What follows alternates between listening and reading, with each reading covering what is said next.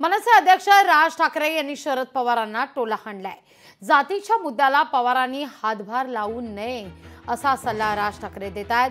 महाराष्ट्राचा मणिपूर होऊ नये याची पवारांनी काळजी घ्यावी असं देखील त्यांचं म्हणणं आहे। आज अखेर एवढं मणिपूर झाल्याच्या नंतर देशाचा प्रधानमंत्र्यांनी तिकडे आपण चक्कर टाकावी, लोकांना दिलासा द्यावा, हे कधी त्यांना वाटलं नाही। हे घडलं मणिपूरमध्ये, आजूबाजूच्या राज्यातही घडलं, खाली कर्नाटकामध्ये घडलं आणि अलीकडच्या काळामध्ये महाराष्ट्रात काही घडेल का काय अशी चिंता वाटायला लागली। मला असं वाटतं शरद पवार साहेबांनी याला हातभार लावू नये, कळलं का? महाराष्ट्राचा मणिपूर होणार नाही याची काळजी मला असं वाटतं शरद पवार साहेबांनी घेतली पाहिजे।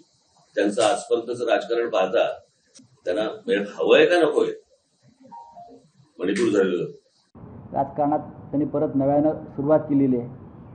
ते प्रत्येक वर्षी नव्यानं सुरुवात करतात राजकारणात, बरं का? पण ते गल्ली क्रिकेटपासून टेस्टपर्यंत त्यांना कधीच यश मिळालं नाही। कारण त्यांचा संपूर्ण जो राजकारण आहे ते मॅच फिक्सिंगवरच असतं आणि फिक्सिंग होत नाही। ते जाती जातीमध्ये तेढ निर्माण व्हावं, त्यांनी भांडावं, एकमेकांचे डोके फोडावे अशी त्यांची इच्छा आहे का? मग जर अशा पद्धतीचं राजकारण करायचं असेल आणि महाराष्ट्राचा मणिपूर होईल अशी भीती व्यक्त करत असतील, त्याचा अर्थ त्यांनी केलेला हा प्री प्लॅन आहे।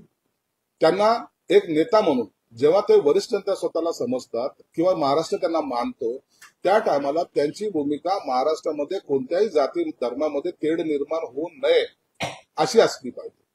ते तर म्हणतात तुम्ही आता पेटवा एकमेकाला आणि हो द्या मणिपूर, ही जी गोष्ट आहे ती सर्वांना खटकलेली आहे आणि म्हणून त्याच्याबद्दलचं राजसाहेबांनी केलेलं ते उद्गार आहे। लोकशाही मराठी ऐका, पहा, जागरूक रहा।